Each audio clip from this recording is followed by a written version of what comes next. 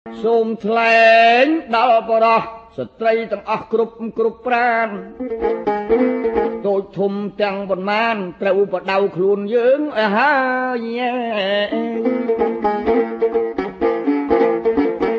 កាលយើងនៅលីវកំឡោះកុំមុំនោះអ្នកនាងហើយ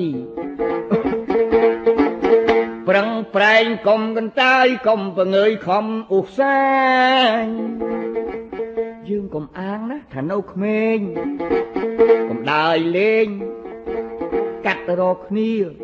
បៀប៉ោធួកញ្ឆាសែបសូរាទឹកថ្នោតជូប្រព្រឹត្តអនាថាដើរចោលការនឹងគ្មានគិតគូកុំជល់មន់កុំលេងលូតូកុំដើរមើលរំឬជាស្ដាប់ច្រៀងបើមានប្តីប្រពន្ធហើយបើកំឡោះមុំនឹងដើរស្ដាប់ខ្លះយោគាត់ថាបើមានប្តីប្រពន្ធហើយកុំធ្វេសឡើយត្រូវផ្ទាត់ផ្ទៀងណាបើគេបបួលទៅរំច្រៀងត្រូវប្រកែកកុំសូវដើរលេង